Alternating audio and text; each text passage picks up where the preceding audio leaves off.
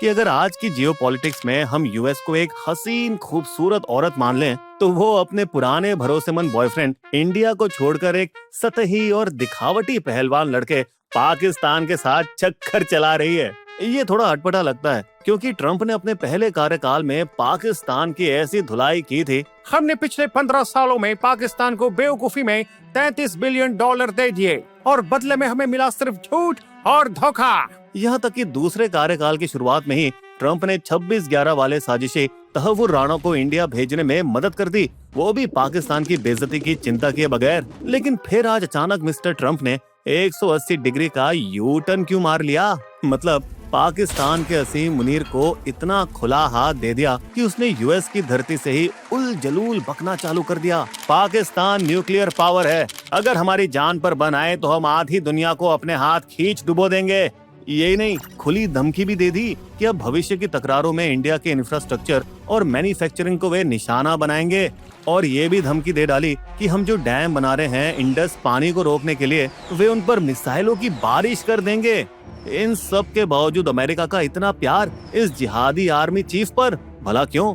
क्योंकि दोस्तों, इस बंदे ने ट्रम्प की साइकोलॉजी पकड़ ली है। बस उसका अहंकार सहलाओ, हर चीज का क्रेडिट उसे दे दो और उसके परिवार को पैसे बनाने का मौका पकड़ा दो, बस हो गया काम। मुनीर ने 2025 की शुरुआत में ही आईएसआई के बड़े लीडर मोहम्मद शरीफुल्लाह को पकड़कर अपना जादू चलाना शुरू कर दिया था, जिस पर यह शक था कि उसने 2021 में अफगानिस्तान के काबुल में एबी गेट बम धमाके की साजिश रची थी, जिसमें 13 अमेरिकी सिपाही मारे गए। अब मार्च 2025 में ट्रंप ने कांग्रेस के सामने अपनी स्पीच में खोलकर उसका शुक्रिया अदा किया और वहीं से उनका बोली का टोन बदल गया। अब इन सब के बाद हुआ पहलगाम अटैक और उसके बाद इंडिया की जवाबी कार्रवाई और फिर काउंटर जवाबी कार्रवाई, जिसे ट्रंप ने अपने मुंह से कहा कि उन्होंने ही इस जंग को रोका है। यूएस की मदद से लंबी बातचीत के बाद मुझे ये बताते हुए खुशी हो रही है कि भारत और पाकिस्तान ने पूरी तरह से लड़ाई बंद करने का फैसला किया है। जानते हुए कि ये झूठ है, मुनीर ने चालाकी से ट्रंप को नोबेल पीस प्राइज के लिए नामांकित कर दिया,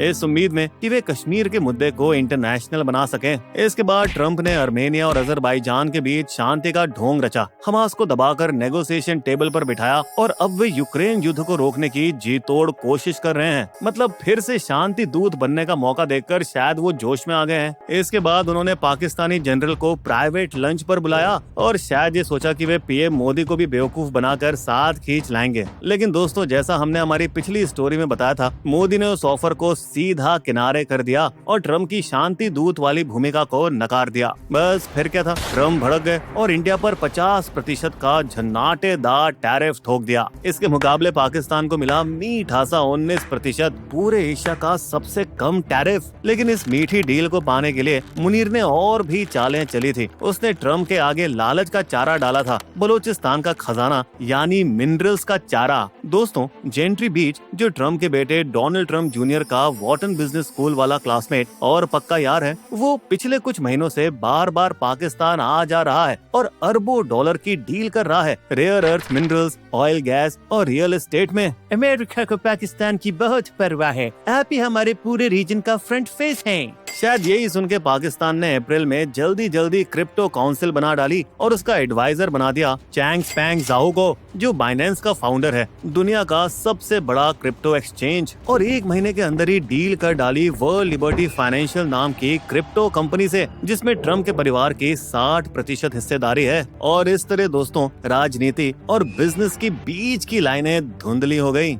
मतलब ट्रंप सरकार ने तो हद ही कर दी। दो पुराने जिहादी ऑपरेटिव्स इस्माइल रोअर और शेख हमजा यूसुफ को अपॉइंट कर लिया white house advisory board of ले लीडर्स में, जो रिलीजियस लिबर्टी कमीशन का हिस्सा है। बता दें कि रोअर ने 2000 में लश्कर तोयबा के टेरर कैंप में ट्रेनिंग ली थी और वो वर्जीनिया जिहाद नेटवर्क का हिस्सा भी था, जो लोगों को हथियारों की ट्रेनिंग के लिए पाकिस्तान भेजता था। 2004 में उसे अमेरिकी कोर्ट ने सजा सुनाई और 20 साल की उस पर जेल ठोक दी। यूएस के खिलाफ युद्ध छेड़ने की साजिश, अल-कायदा और लश्कर तैयबा को मदद और अमेरिकन को टारगेट करने वाली आतंकी गतिविधियों में शामिल होने के लिए सजा सुनाई जाती है। इस तरफ यूसुफ जायतूना कॉलेज का को फाउंडर फाउंडर हैं, यूएस का पहला मुस्लिम लिबरल आर्ट कॉलेज जिसे मान्यता मिली है और जहां शरीयत लॉ भी पढ़ाया जाता है। इस आदमी का नाता मुस्लिम ब्रदरहुड और हमास जैसी ऑर्गेनाइजेशन से भी रहा है, जिन्हें अमेरिका ने बैन कर दिया था। मागा यानी ट्रम्प के सपोर्टर्स ने इन अपॉइंटमेंट्स की आलोचना की। दोस्तों, ऐसा लग रहा था कि इन सब घटनाओं के पीछे पाकिस्तान की अमेरिका में सक्रिय लॉबिंग की रणनीति का ही हाथ है। हालांकि पाकिस्तान की अर्थव्यवस्था भी नाजुक है, फिर भी उसने वॉशिंगटन में 6 लॉबिंग फर्म्स रख ली हैं, महीने के 6 लाख खर्च करके।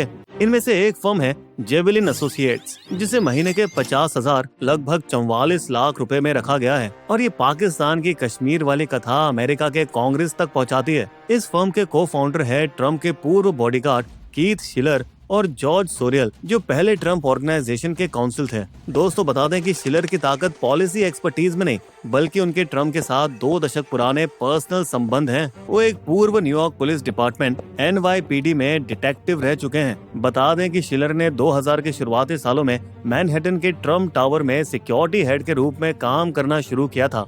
साथ ही वे ट्रम्प के पहले कार्यकाल में ओवल ऑफिस ऑपरेशन के डायरेक्टर भी बन गए थे। ट्रम्प के करीब होना, उसकी फर्म की कम फीस और हाथ से हाथ मिला के काम करना, ये सब पाकिस्तान के फेवर में आ गए। एक और फर्म है ऑर्चिड एडवाइजर LLC, जो कि 2,50,000 महीने लेती है। दोस्तों, इसने पाकिस्तान को सिर्फ ट्रम्प प्रशासन तक नहीं, बल्कि वर्ल्ड बैंक और IMF तक भी पहुंच दिला दी है। साथ ही काम का कुछ हिस्सा प्रतिष्ठित law firm square pattern box को सब कॉन्ट्रैक्ट कर दिया है, ताकि और अधिक लीगल आउटरीच हो सके। इसके बाद तीसरी फर्म है सिडेन लॉ LLP, जिसे 2 लाख महीना देकर रखा गया है। इसका ध्यान क्रिटिकल मिनरल्स में आर्थिक पार्टनरशिप पर है। साथ ही ये पाकिस्तान को टेक की दिग्गजों मेटा और पेपल तक पहुंचाने में भी मदद करती है।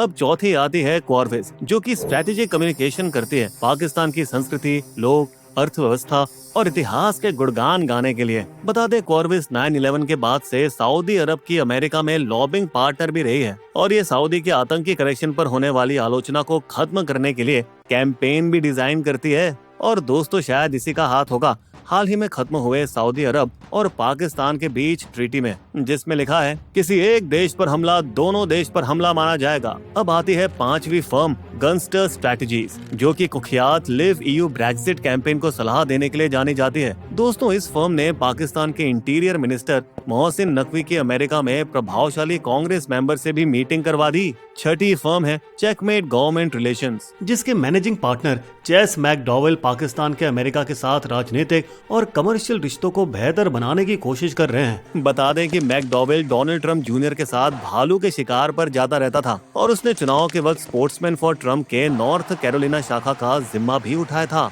अब दोस्तों देखिए, भारत की जेबें वैसे ज्यादा गहरी हैं, मगर इसके बावजूद भी भारत सिर्फ 2 लाख महीना PR और लॉबिंग पर खर्च करता है और बड़ी फर्म्स केवल संकट आने पर ही हायर करता है। जैसे अप्रैल में ट्रम्प के हाई टैरिफ वार्निंग्स के बीच इंडिया ने SHW पार्टनर्स LLC के साथ 1.8 मिलियन का कॉन्ट्रैक्ट साइन किया था।